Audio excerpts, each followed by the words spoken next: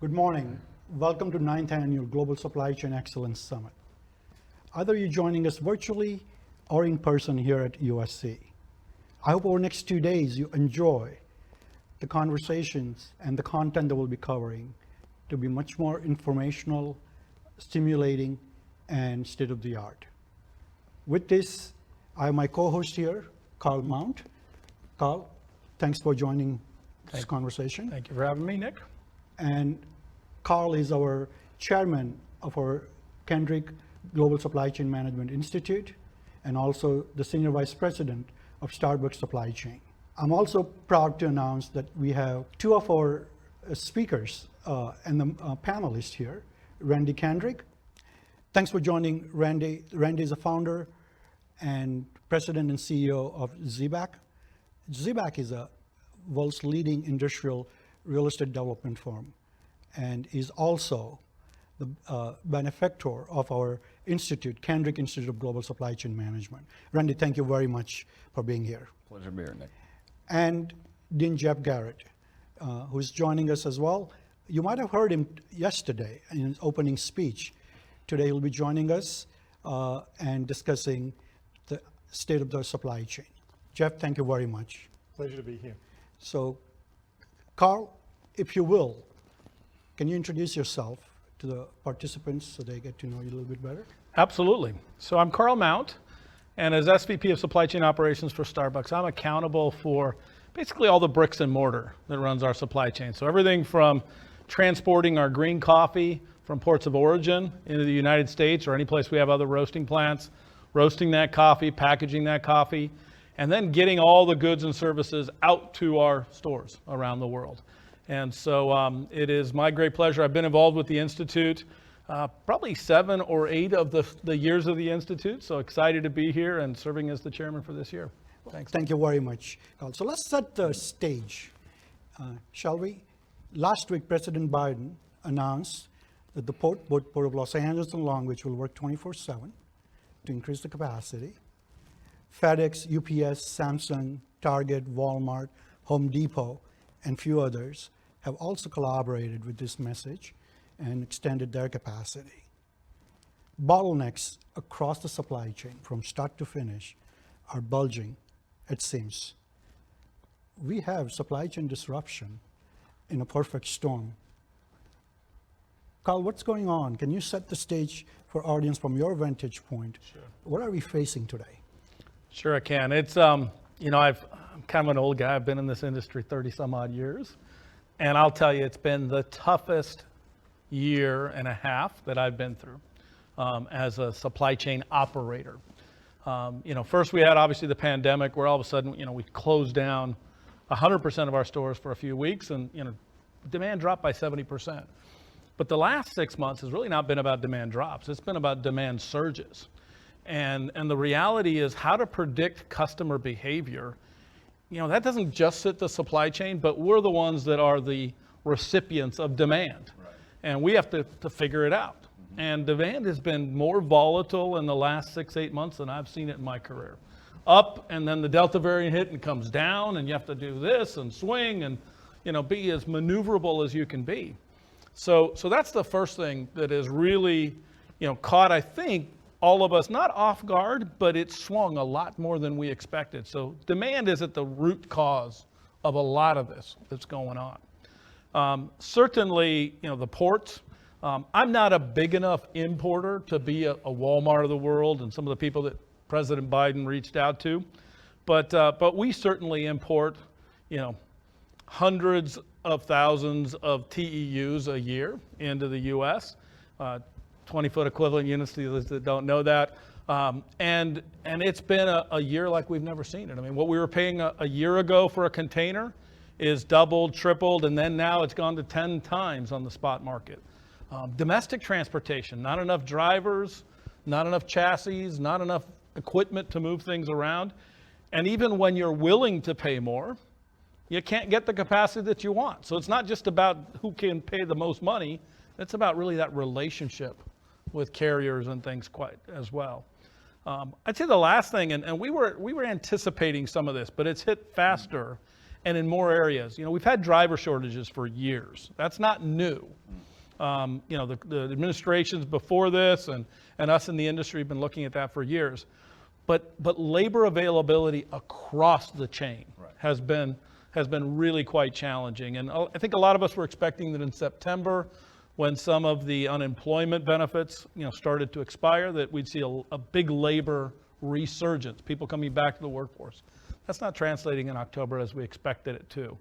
And so, those three things have been really what's created the biggest turmoil for me as a specific executive in this area. And the last thing I'd say, Nick, as we think about that, though, that's the urgent. We got to fix that right now because our consumers, our customers are anticipating and expecting those products. But we can't take our eye off the important.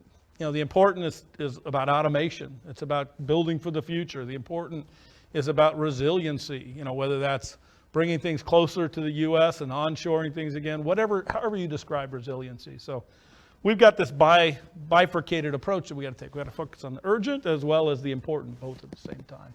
So that's kind of how I'm looking at things right now.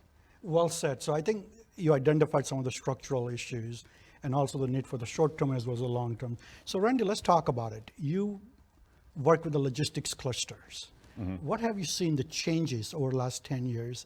And then in specific, last 2 years? We don't have enough overland trailers, drivers, or trucks to transport the goods that need to be transported to major metros, the major growing metros around the country. And so that, the development of that intermodal infrastructure started here in Los Angeles, with the LA Long Beach Port Complex, and then the rail connectivity with the Alameda Corridor, and then the UP and the BNSF built their intermodal yards here. And it's funny, I didn't really realize how important that was until I was driving my daughter to SMU, and I was going to Dallas. We're on a road trip on the 40, and I'm looking at that unit train, and it's got 480 TEUs on it, and I'm like, I get it now. It kind of the light clicked on, and so that allowed us to focus more on a national basis than just here in Southern California. So, those are in the last 2 years.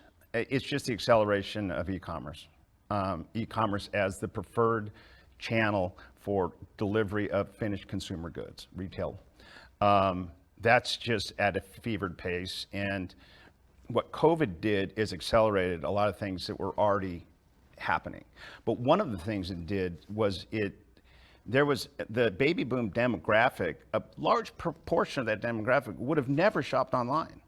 Now they were a high-risk group, so not like they had to shop online, right? And found out how easy it is. And these are the guys with all the money, So it was very stimulating. So while we were compounding year over year about 15% a year in e-commerce, shifting from brick and mortar to the e-commerce channel, 20 to 21 year over year was close to 40% growth. Yeah. So you think the e-commerce adaptation actually accelerated, and COVID was probably the catalyst for that. So Geoff, as you can hear here, we have a bunch of issues, bottlenecks, disruptions across the supply chain. Global trade obviously has been challenged. There are winners, of course, we heard from Randy, but I'm also sure, and there's a lot of data, a lot of small to mid-sized companies have not fared well in this disruption. So give us a sense from your macro viewpoint, how's the global trade is faring under this pandemic of the century? So my overall view on the pandemic is that it accelerated trends that were already there. And where supply chain is concerned, I said to you the first time we met, I think that the globalization of supply chains, to my mind, was the distinctive feature of globalization. Well, the trend towards decoupling, concern with global supply chains predates the pandemic, but clearly the pandemic has accelerated all of that. So, I guess, I think the supply-demand dynamic that Carl and Randy have articulated so well, that's the core short-term thing, and maybe that's the core domestic thing. My bigger picture concern would be a concern that we might throw the baby out with the bathwater where globalization is concerned. So, we tend to think these days it's easy to beat up on globalization, but I think we've got to acknowledge three positives that came from the global era. One, it reduced poverty all around the world. It wasn't the World Bank, it was global markets that reduced global poverty. Second, American multinational firms benefited enormously, both by sourcing and with new markets. But third, and critically, consumers were enormous winners in Western markets because the range of goods, the price of goods just went in consumers' direction. So today, it's very easy to say politically we want to reshore, we want to reduce the length of supply chains and the like. And of course, I think that's true. But we should also remember that we're threatening consumer prices on a whole variety of goods if we quote unquote reshore production. So to my mind, probably in retrospect, if we look at it, the high point of globalization 1.0 or something was probably around the financial crisis, which is now 12 years ago. We already had a slowdown in global trade, et cetera. It's all been accelerated. My worry is that we tend to have institutional overcorrections. We're going to overcorrect away from markets. Efficiency's become a very dirty word today. I kind of understand that, so I wouldn't talk about efficiency. I talk about what we're doing for consumers, and I worry that we might be heading in a direction where consumers are going to be really challenged, and across the board. So the other thing that is clearly striking about what's happening right now in the world is it's not one product and one service, it's every product, right? So who knew that there were going to be quote unquote petrol shortages, as they say in England, petrol shortages like the oil crisis from the 1970s. I presume most people listening today don't remember the 74 oil crisis when you had to line up to get gas. Well, they're experiencing that in the UK today. And then at the same time, we've got semiconductors as the biggest supply chain challenge going. And of course, what's the connection between those two? I don't think we all realize that semiconductors make all of our cars go. Yeah. So now we can't do auto production because of this. So really big deal. But my worry is that we'll overcorrect and lose all of the great benefits that have accrued in the past several decades. So the answer, which I know you're big on, Nick, is let's be smart about this. Of course we're going to have to shorten supply chains. Of course we're going to have to diversify supply chains. But don't think about a bring all jobs home thing, because industrial policy and protectionism, there's a reason we didn't like those 30 years ago. They're bad for costs, and that means they're bad for consumers. And I think the consumer side of the story is the one that tends to be undertold. But I think it was the biggest benefit of the global era. So let's not forget about that. That's right. Yeah. So to that point, Geoff, you and I actually wrote 3-part series on decoupling without deglobalization. But we did mention, to Randy's point, that not everything can be brought back. Makes absolutely no sense. So we're not going to be in the business of making water bottles or some low-cost manufacturing. But to Randy's point, is there some break-even analysis that can say, if you're capital-intensive manufacturing, semiconductors, electric batteries, science and pharmaceutical industries, things that are so critical to each of the civilization, should you not sort of think about the resiliency equal to the cost? Yes, but. So, if you think about the concept of resiliency, which obviously becomes so powerful in the COVID period, as it should, do 2 versions of resiliency. So one you mentioned already, which is advanced manufacturing. Let's use the other example that everybody points to, which is PPE, personal protective equipment. My feeling is that the solution to a mask shortage is stockpiling masks that are made in India, not producing the masks in Southern California, right? So on that side, yes, we've got a supply chain challenge. I do some stockpiling. If you're in advanced manufacturing, where you can have both, you can have the promise of better products and very good high-level jobs. Absolutely, we should think about those areas. Again, I just, maybe this is boringly repetitive. I just worry that we're in an institutional overcorrection point away from the global right now, and that the pandemic is accelerating that. So Randy, let's come back. I think this decoupling, the conversation, even Geoff was talking about it, how far the pendulum's gonna swing. But even before we get to the pendulum swinging one way or the other, as a country, are we capable of onshoring all of these companies that potentially wants to come back? What will it take? It's going to take a lot of will with our corporations to bring it back. And they're going to have to invest in their plants, and they're going to have to invest in the technology in their manufacturing plants. And as a country, one of the things that we need to focus more on is vocational education. That used to be a big thing in the 60s and 70s. I was born in '64, so back in those days, it was fine to go work in a factory. That was a good job. I don't know, somewhere along the way, a factory job became a bad job, and it's not. It's the right factory jobs are actually incredibly interesting, technically, very interesting from a technical standpoint. So you get people that want to learn a particular thing, and they become craftsmen of what they do, whether that's running a CNC machine or whatever else they're running. And you're a big fan of the German model, and this is one feature of Germany, right? That's right. That technical education has been so vocational important. education is very important because not everyone's supposed to go to university. That's not the way the university system was set up. And so, for the kids that are just hardworking people coming out of high school that want a good job, I think our leaders, our political leaders, have to make a manufacturing job, a blue-collar job, not a dirty word. And I think somewhere along the way it became that.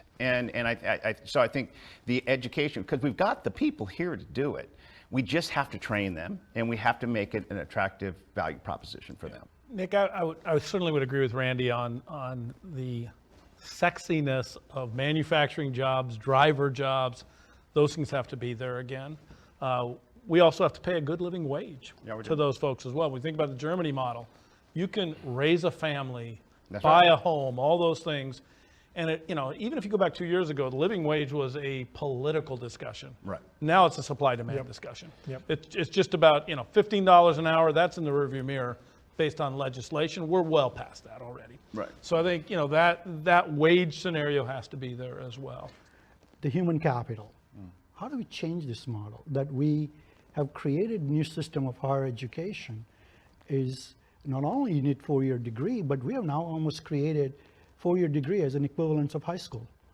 How do we change this whole paradigm shift to Randy's point about getting people trained to do the job, and then maybe at some point you go back and engage in a 4-year degree? So,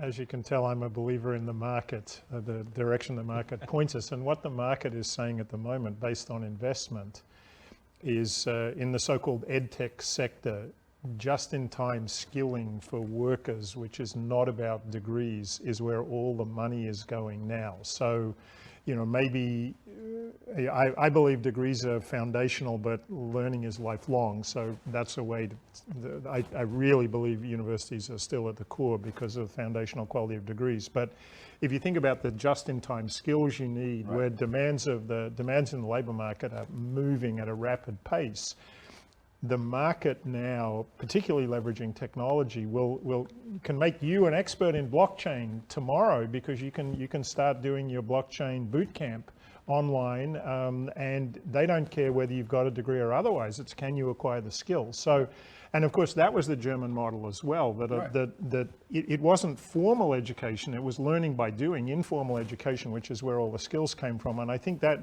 that's an iterative world we're going to be living in at the moment, where people are working and they're reskilling themselves for the jobs of today or tomorrow, leveraging technology to do that really efficiently. Now, again, I'm a dean of a business school in a university, so I have a vested interest in saying degrees are important. I think they are, they're foundational. But I think it's equally true that lifelong learning is a reality just because of the pace of change in the real world, right? It can't be set and forget. You've got to be continually reskilling. And if that can mean that we don't lose generations in the way that I think we've risked it in the past, the Rust Belt kind of model, if we can not have a Rust Belt issue again, that'll be really valuable. And and the other side of that is demographic.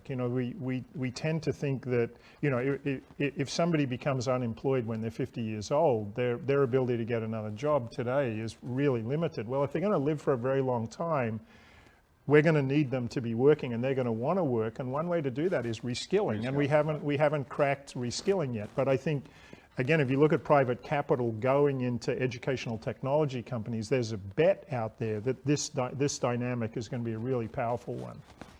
So just to follow up on that, so do you think the higher education institutions are willing to bet on that, to say that we can also have a degree, but we can also participate in this growing market needs? For me, that is our 1-2 punch, that we'll say, listen, we'll give you this foundational experience, but for our alums, proud alums, we'll be there with you and for you throughout your career, right? And it's not just alumni status now wouldn't be just a social thing, it would be an educational thing where as you grow and change in your career, we can keep helping you make the next step in your life. I think that's a real opportunity for universities to embrace lifelong learning as a reality. We do this foundational stuff, but then as you grow, we'll grow with you.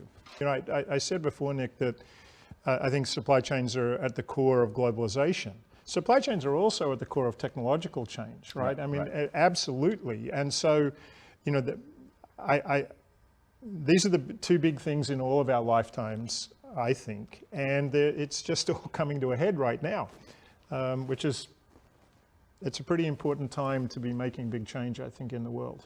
Yeah, I think it is too. I think it is too. But I do think the United States is, if they play their cards right, they are on just at the beginning of what could be a very golden age for the United States. Yeah, and I'm a fan of trade, I'm a fan of globalization, but it's also true that the US has this massive domestic market. So the kind of opportunities that the US has don't even exist for a country like Germany, where of course Germany's got to export because the domestic market isn't big enough. That's not true in the US. It's not true in the US, but like Germany makes technologically advanced products that people want to own all over the world, whether that be a Mercedes-Benz or a Siemens machine.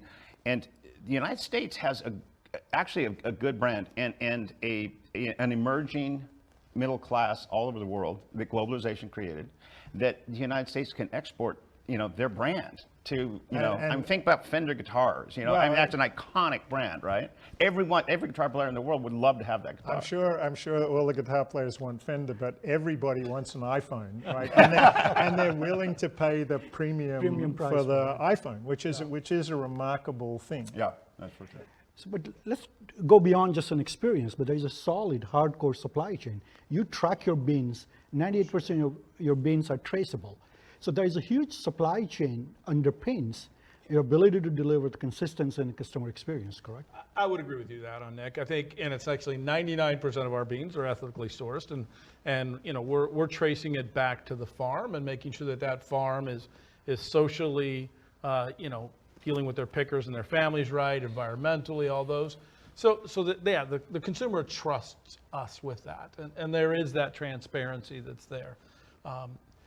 But I would say that, that's a portion of the consumer set, not the entire consumer set. And we really have a broad audience that we go after.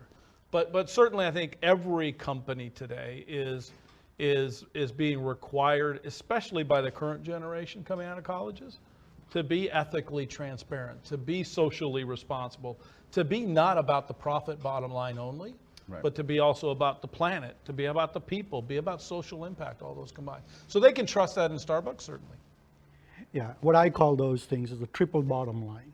Absolutely. Cost and profits are important, but also the resiliency and sustainability. We're going to have to stop negotiating among each of these variables, rather find ways to deliver all three. I think, and that's what we see the future of global supply chain as corporations willing to deliver all three fronts: sustainability, resiliency, as well as the cost. Agreed. Well, with that, thank you all for joining us, either virtually or in person. We hope that you enjoyed our conversation on supply chain, the resiliency, as well as the technological evolutions that we're facing. Good luck and fight on.